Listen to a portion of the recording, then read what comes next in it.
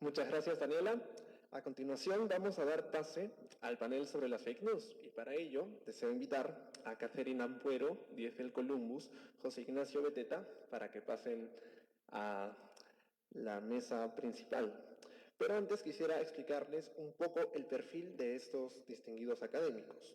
Catherine Ampuero, bachiller en Derecho por la Universidad Nacional Mayor de San Marcos, abogada, consultora independiente, especialista en Derecho Penal, directora del área Penal in Compliance de Candela Jara y Abogados Asociados, asimismo, especialista en lo que respecta a intereses del Estado en casos como corrupción de funcionarios, lavado de activos, criminalidad organizada.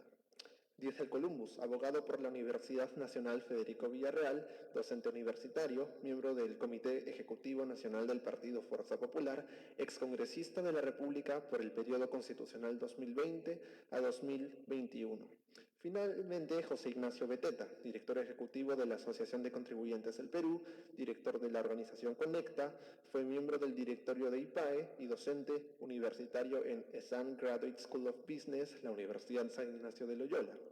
Es bachiller en Humanidades por la Universidad Católica, magíster en Gerencia Pública por la Universidad Politécnica de Cataluña.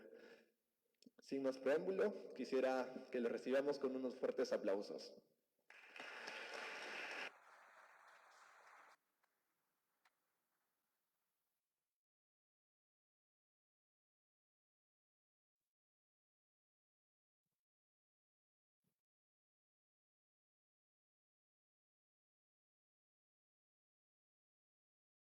Si quieren pueden venir más acá para...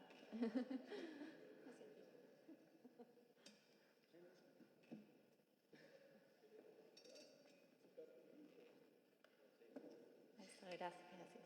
Ah. Fake news, fake news.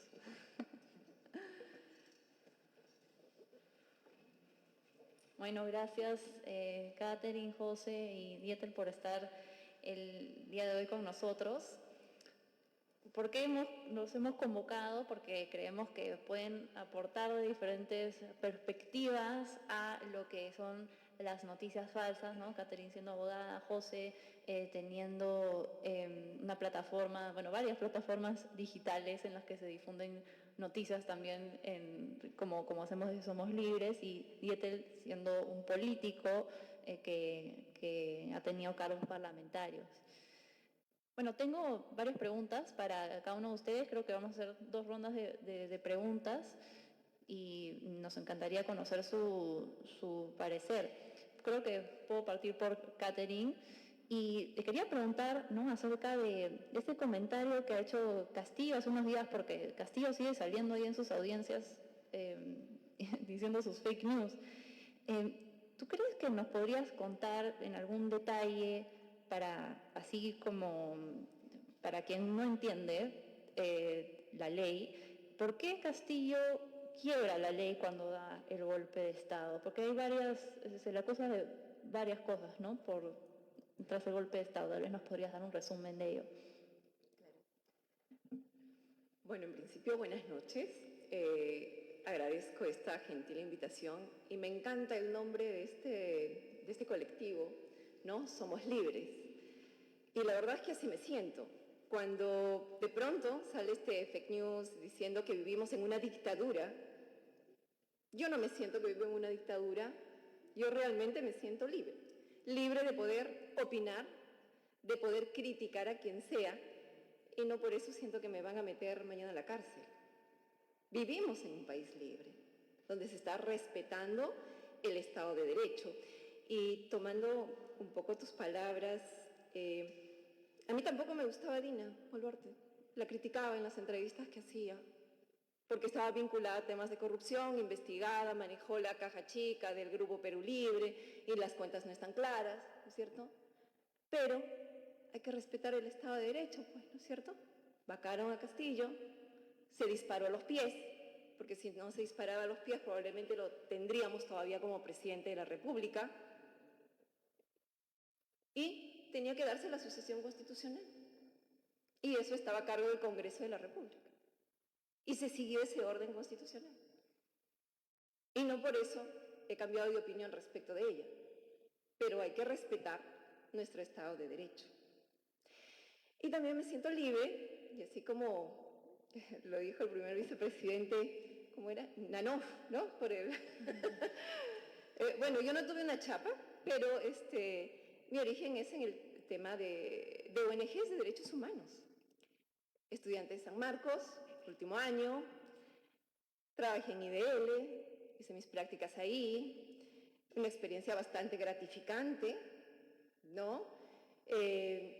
Veíamos casos de personas que tenían la condición de ausentes, ¿no? Aquellas que tienen una orden de ubicación y captura y de repente nunca se enteraron, nunca supieron que estaban perseguidos por la justicia por temas de terrorismo. Campesinos, muchos de ellos, que de pronto eran víctimas tanto de los grupos terroristas Sendero Luminoso, MRTA, y al mismo tiempo también eran víctimas de las Fuerzas Armadas, ¿no? De uno y otro lado los atacaban.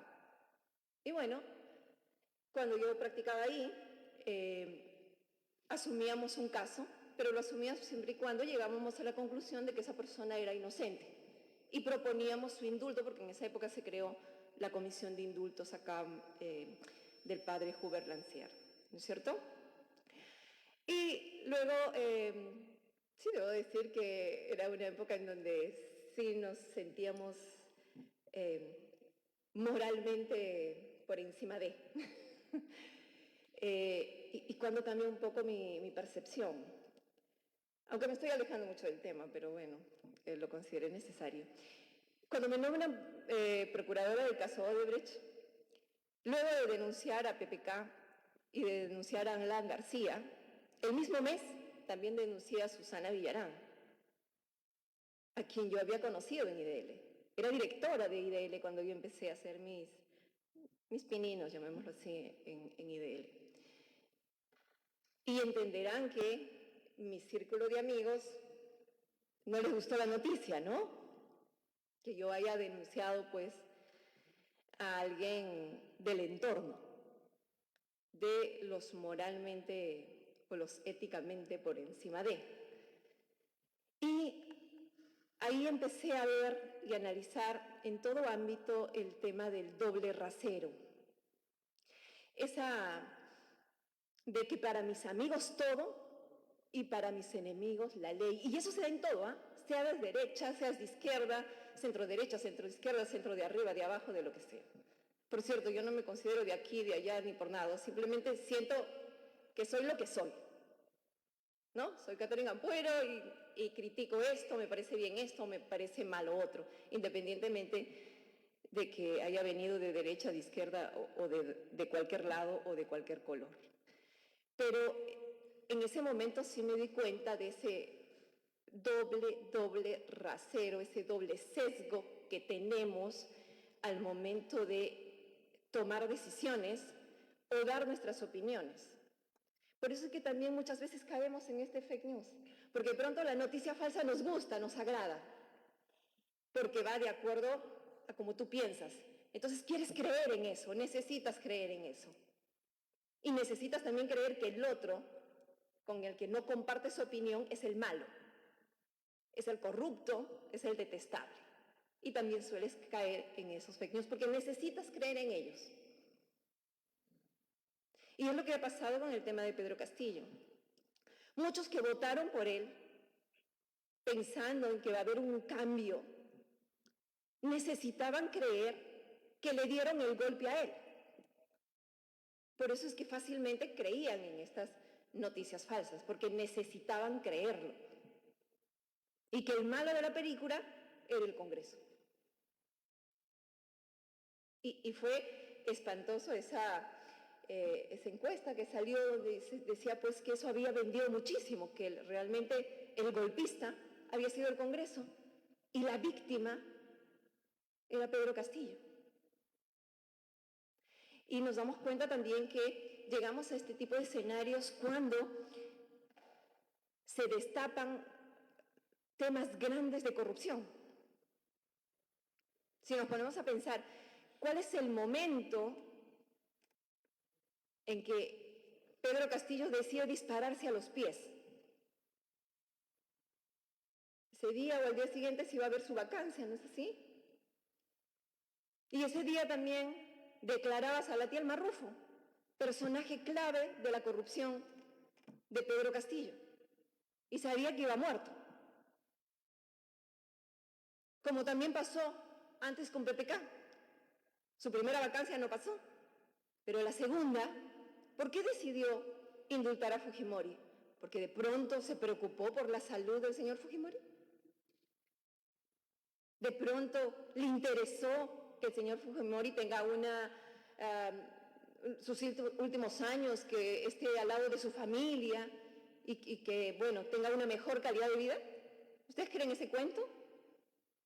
¿Y que por eso le dio el indulto humanitario? No, señores. Lo dio porque quería evitar su vacancia. Por eso negoció. Negoció con los famosos Avengers. No le interesó la salud de Fujimori. Le interesó salvarse de la vacancia. Y por eso se dio el indulto. Y claro, de pronto PPK, y en esa época con Marisol Perestello, desesperados para que no se supiera más allá la corrupción de Odebrecht. ¿No es cierto?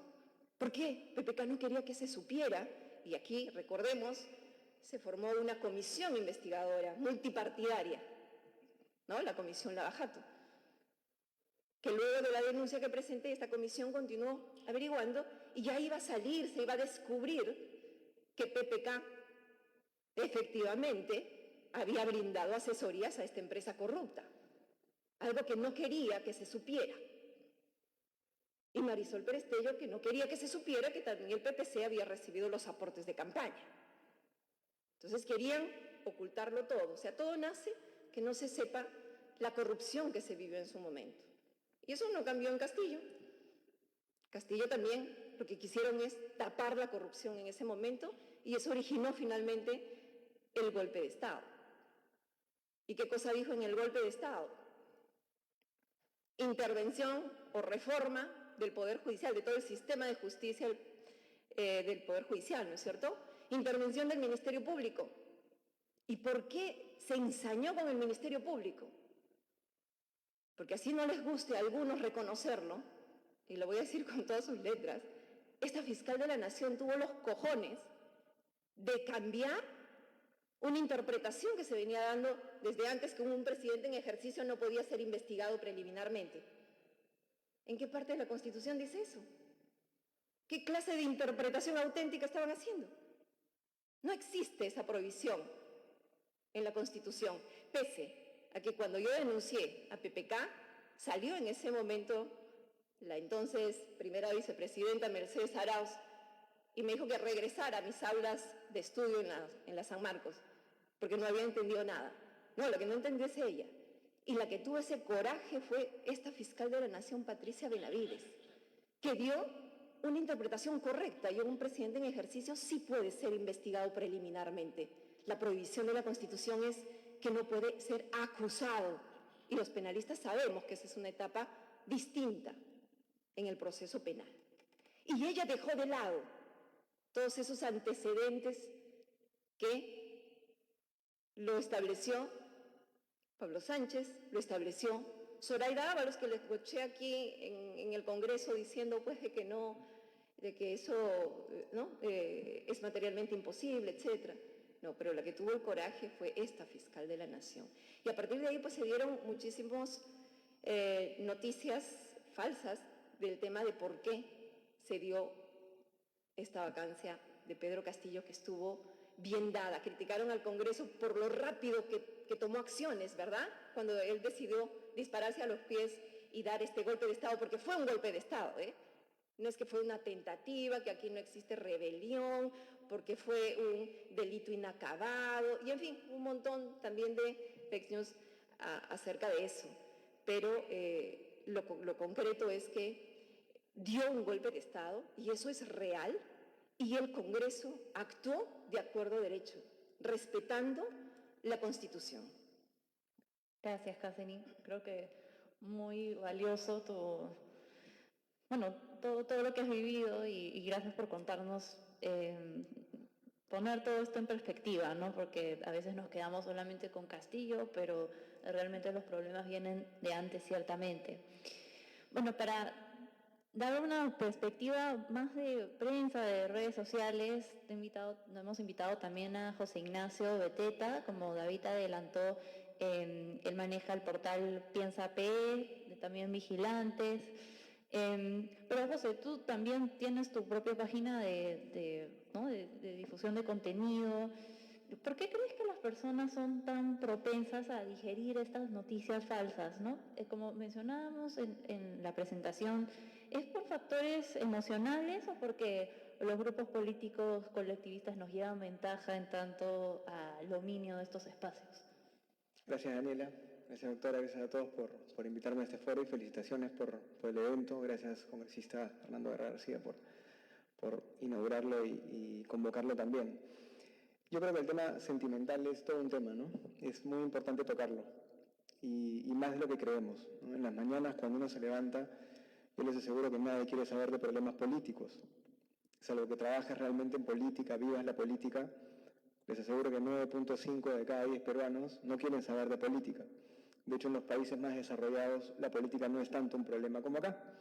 Y cuando me refiero a los países más desarrollados, hoy día en el mundo son muy poquitos, porque el ruido político prácticamente se ha también globalizado. Pero digamos, yo no percibo en la gente un interés por la política. Esto es una burbuja política.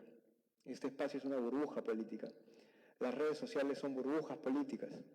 Cuando un chico que trabaja en un supermercado, en el almacén o en la caja, o en el área administrativa de una empresa mediana, pequeña, se levanta, se va en su bus, en su micro a trabajar y regresa en la noche, sale con sus amigos, no consume política. Nadie consume política. La única forma de consumir política es cuando la política sale de lo normal, de lo común, de lo ordinario y se vuelve algo afectivo y emotivo o escandaloso. Solamente en ese momento la política se vuelve algo relevante. Entonces la pregunta es, ¿quién convierte la política en algo escandaloso y en algo, digamos, indignante, emotivo y sentimental? E incluso así, que es una pregunta a responderse que define quién gana, entre comillas, en las redes sociales, incluso respondiéndola, finalmente, aunque no nos crean, eso tampoco mueve tanto la batalla de las ideas. Yo he escuchado mucho esto de las batallas de ideas últimamente, la batalla cultural, la batalla de las ideas. En realidad, vuelvo al punto inicial, el ser humano no quiere complejidades intelectuales ni mentales. Entonces, la batalla cultural también es un asunto de élite y también es algo que a la gente no le interesa. Al común de la gente lo que le interesa es tener estabilidad laboral, comer, levantarse en la mañana y no sentirse inseguro de que va a perder su trabajo, o de que su familiar va a enfermarse y nadie lo va a curar, o de que sus hijos van a ser secuestrados, violados o atacados por alguien. Entonces, esos intereses más básicos y de la gente más, de todos nosotros, pero digamos, del ciudadano de a pie, es el segundo punto al que quería llegar, además de lo sentimental, son los intereses que nosotros debemos tomar en cuenta y debemos aterrizar todo lo que hacemos a esos intereses. A veces es difícil, porque como bien mencionabas, en las redes sociales lo que queremos es pelearnos con el otro. Y está bien, porque efectivamente en el nivel en el que estamos combatiendo entre ideas, tenemos que librar esa batalla de ideas. Es correcto. Pero, repito, 9 de cada 10 peruanos o más no quieren saber de política ni de batallas de ideas. Quieren sentirse seguros, tener trabajo y vivir felices. Entonces la pregunta que yo me hago a veces es, ¿cuándo vamos a dar ese salto que es muy radical, muy audaz, poco seguro, nada rentable, ¿no? De empezar a hablar de cosas que no son, digamos, cosas complejas, complicadas, ideológicas, etcétera, etcétera, sino vamos a empezar a dedicarnos a tratar los problemas del día a día de la gente? Y les digo esto de corazón, en serio, porque yo mismo me lo planteo cuando planifico qué voy a hacer en esta parte de mi trabajo que tiene que ver con redes sociales y con comunicación política. Finalmente, hablar de cosas positivas, preocuparse por la gente, hablar de los niños y de las familias y de la salud y la educación, contar las buenas cosas que hacen los empresarios, dedicarse a fomentar el diálogo, la unidad, hablar de cosas humanas, no paga. No genera rating, las empresas no van a financiar proyectos de centros de investigación que comuniquen eso, porque ellos lo que quieren es alguien que se pelee por ellos, ¿no? Y ya está. Entonces, el ser humano necesita verdades, necesita ideas, pero necesita sobre todo alguien que se preocupe por ellos, sentir que alguien se preocupa por ellos. Y creo que esa es una entrada que nos han ganado, entre comillas, del otro lado, ¿no? Del lado del colectivismo, de la izquierda, que es el tercer punto para mí. O sea, el primer punto es, claro, nadie quiere temas ideológicos, queremos seguridad, estabilidad. El segundo es el tema emotivo, el tema de los intereses por los problemas más básicos de las personas. Y este último punto va por esa línea, ¿no? Uno se identifica con alguien cuando realmente lo siente bueno y lo siente una buena persona en la cual puedes confiar. Todos tenemos defectos, aquí nadie es santo. Pero tú también lo dijiste, Dani, en tu presentación, más pesa la cara de alguien hablándote de algo con espontaneidad, con honestidad, con sinceridad, así se equivoque, así meta la pata y no sea tan exacto y correcto en los datos, ¿no? Más vale eso que una plataforma de comunicación seria con un montón de complejidades y datos y bla, bla, bla, bla, bla. Pues la gente busca que alguien se preocupe por ellos. Entonces, en las redes sociales, las fake news, si uno las sigue más o menos de cerca, van por esa línea. Son temas emotivos en donde alguien te dice que te van a hacer daño y entonces tú lo que sientes es, caramba, me están advirtiendo que me van a hacer daño y por lo tanto tengo que creerle a esta persona o a esta cosa que me está hablando porque alguien me va a hacer daño, ¿no?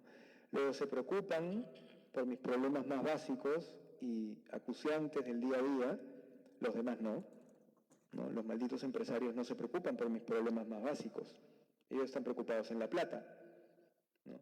Y el tercero es la parte emotiva sentimental, que efectivamente me hacen sentir bien o me hacen sentir mal, ¿no? Y lo logran con la suma de todo esto, con la suma de preocuparse por mí, de saber conocer mis problemas y de hacerme sentir de una manera. Yo creo que nosotros lo podemos hacer porque todos nosotros nos preocupamos por la gente. Y con esto termino. O sea, no es tan difícil. La pregunta es, ¿en verdad estamos conectando con la gente? ¿No? ¿O también nuestra mirada es distante, es indiferente, vivimos en esta burbuja política y nos estamos quedando hablándonos entre nosotros, preocupándonos por lo que nosotros pensamos, por lo que los demás piensan de nosotros, por lo que decimos, si es correcto o no es correcto, si el otro piensa bien de mí o no piensa bien de mí, si son mi competencia o no son mi competencia, si hacen mejores productos acá o mejores allá? A la gente no le interesa eso. A la gente lo que le interesa es que alguien se preocupe por ellos, que conozca sus problemas y que los sientan, sentir eso.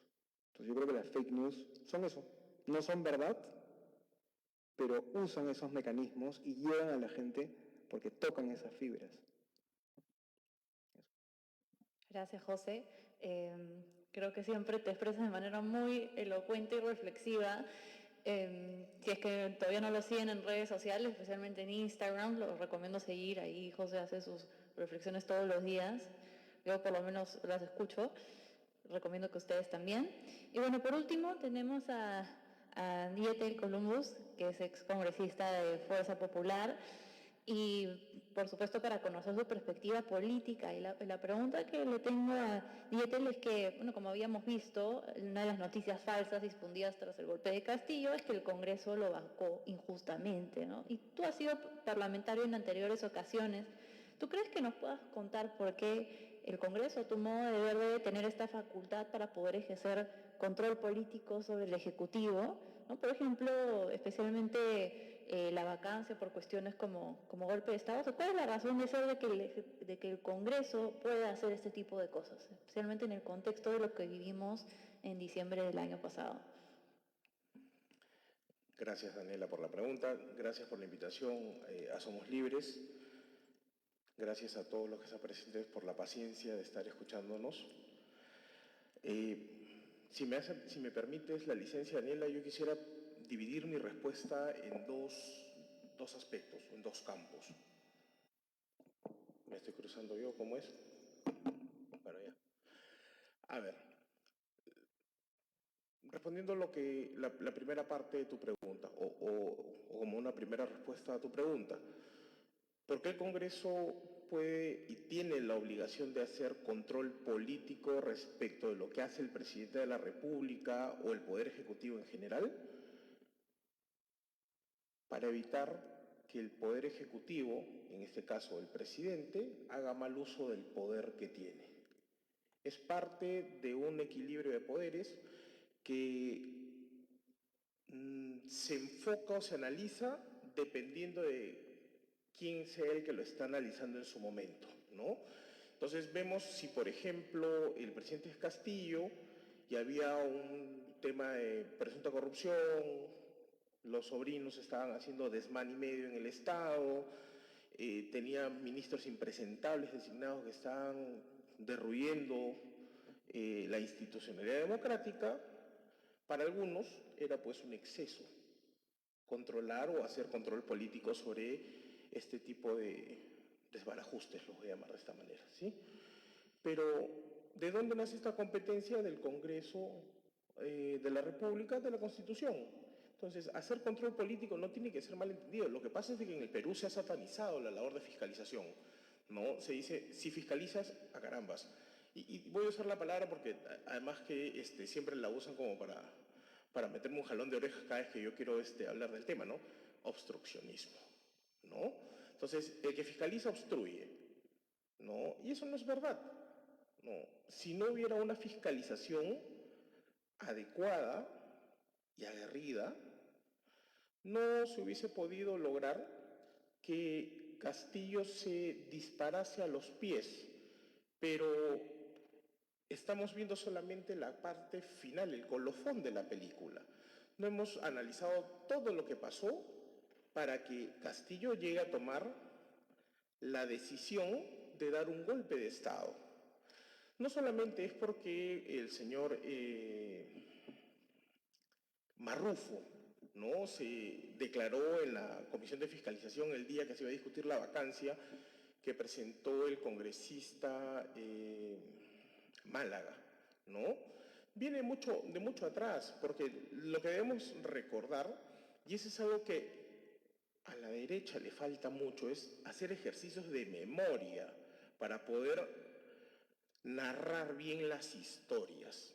Creo que acá han dicho, sobre todo José, que la izquierda, entre comillas, nos ha ganado en la narrativa, pero para narrar hay que tener memoria para recordar datos, no solamente cifras, sino hechos, ¿no?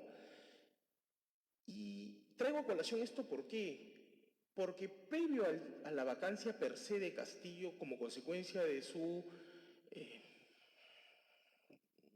golpe de Estado, ¿no?, está, por ejemplo, el hecho que desde la Comisión de Constitución, acá está el congresista García, el congresista Cabero, que eran parte de la comisión, de la mesa directiva de la comisión, además de Constitución, habían tramitado varios temas, entre ellos, por ejemplo, ¿qué cosa? Que se regulase la posibilidad de la suspensión del cargo del presidente de la República. Entonces, Castillo termina dando este golpe de Estado no solamente por lo de Marrufo, sino porque creo que él era consciente ya de que si por alguna situación no numérica no se lograran los 87 votos para una vacancia, lo más probable es que en el Congreso iba a terminar aprobando la modificación de la suspensión del cargo del presidente de la República por este tipo de actos impropios y vergonzosos en los que el señor Castillo había incurrido. Entonces, el golpe de Estado se terminó dando como consecuencia de esto, ¿no? No solamente por un hecho, sino por una serie de situaciones de naturaleza política que desencadenaron en esto y que pusieron a prueba la institucionalidad democrática del país. Porque no solamente fue el Congreso, sino fue una respuesta, creo, a la altura de las circunstancias de nuestras gloriosas Fuerzas Armadas que decidieron no ponerse del lado del golpista. Pero un poco para ir contextualizando en el tema de las fake news, que es lo que nos trae acá, es también cómo esta narrativa del golpista, de los simpatizantes del golpista, que son básicamente mis amigos de la Hoz y el Martini, ¿no?, es de que pobrecito, pues, el señor Castillo, ¿no? Y es que la izquierda ha descubierto, perdón, no es que ha descubierto, ha caído en cuenta que nosotros como sociedad peruana estamos predispuestos a comprarnos a todo Jorge Cuyubamba que se nos ponga presente o se nos ponga delante de nosotros. Yo les puedo apostar que ahorita yo acabo de decir Jorge Cuyubamba y ninguno de ustedes se va a acordar quién es Jorge Cuyubamba, ¿no es así? ¿Alguien recuerda a Jorge Cuyubamba? ¿Se acuerdan de él? ¿Nadie? Bueno, yo se los voy a hacer recordar. Memoria. Las fake news no solamente es un tema de redes sociales, también es un mal que aqueja a los medios de comunicación tradicional. Y Jorge Cuyubamba puso al descubierto las falencias el rigor de los periodistas en nuestro país. Este joven en el año 2020, si no me equivoco, no se le ocurrió mejor gracia que comprarse o alquilarse una bata blanca, que ni siquiera de médico, que más parecía de carnicero, pero una bata blanca. Se grabó y dijo que era un científico peruano que estaba en China y que había descubierto la vacuna para el COVID. Bastó que el señor diga que ya tenía la vacuna para el COVID y comenzó a salir en un medio, en otro y en otro. Y en la noche de ese día, todo el mundo hablaba de Jorge Cuyubamba, el científico peruano que había descubierto la vacuna para el COVID. Cuando se descubrió que el señor Cuyubamba era un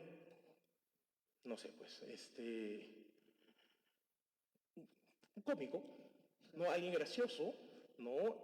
Posiblemente podía haber participado en Gatada de Vatos en este formato que hay ahora en Internet. Todos los medios de comunicación que lo entrevistaron como científico peruano que descubrió la vacuna del COVID tuvieron que salir a decir, uy, es que lo entrevistó, no sé, vamos a decir, Jaime Dupuy lo entrevistó, pues. Y Jaime Dupuy dijo, no, pero lo entrevistó Daniela. Y no, que lo entrevistó Hans y el Team Marie de Dopingüe. Y al final no fue culpa de nadie. Estamos dispuestos a comprarnos fake news como sociedad porque no dejamos de romper esa lógica del pensamiento mágico religioso que caracteriza el Perú antiguo. Queremos que nos cuenten un cuento. La izquierda lo sabe. Lo trágico es que la derecha también. Pero no hacemos mucho esfuerzo, pues, por tratar siquiera de hacer el esfuerzo de, yo no digo cuentear, pero por lo menos estructurar una narrativa que convenza. Yo tengo un amigo que es diputado en Chile, ¿no? Que es Diego Schalper, y cada vez que me lo encuentro me dice lo mismo. Nuestro problema es que nos gusta mucho el Excel, pero la gente usa Word, pues, ¿no? Entonces, cojamos más Word.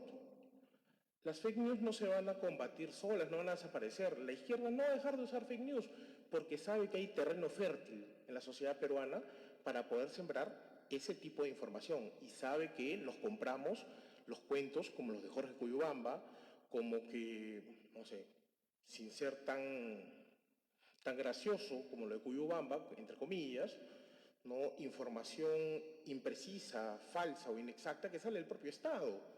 ¿Se acuerdan ustedes? Una ministra de Salud que salió a decir en 14 días ya no hay dengue. La ministra desapareció y el dengue no. Entonces, eso también es un fake news, pues, que una autoridad del Estado salga a decir una patraña de esa naturaleza. Y termino con esto y, Daniela, me disculpo si me extendí demasiado. Para poder combatir las fake news tenemos que tener memoria. Memoria para poder recordar datos como, por ejemplo, y no tener vergüenza además de rozarlo. Yo, por ejemplo, en el buen sentido, ¿no? Gozo bastante cuando el congresista Cabero, ¿no?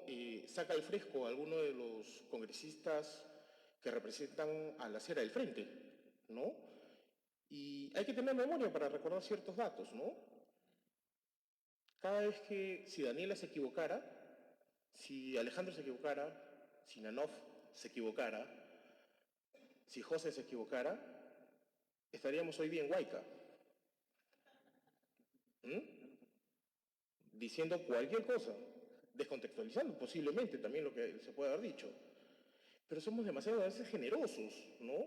Por ejemplo, cuando una candidata al Congreso de la izquierda, no me acuerdo ahorita su nombre, salió a decir de que para qué van a gastar su tiempo en ir a trabajar temas con asentamientos humanos, centros poblados, si los que los votan son la clase media y la clase alta del Perú, la izquierda, los, entre comillas, defensores de los vulnerables, con declaraciones poco elegantes, vamos a llamarlo así, respecto de un grupo de ciudadanos que no tienen necesariamente la culpa de lo que les está pasando.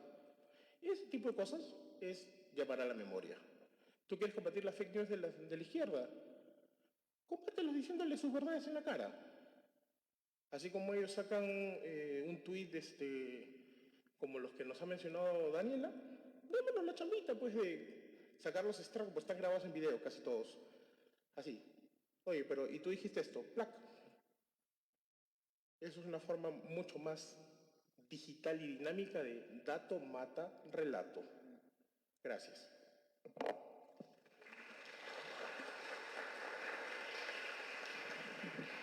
Bueno, gracias Dieter y gracias José.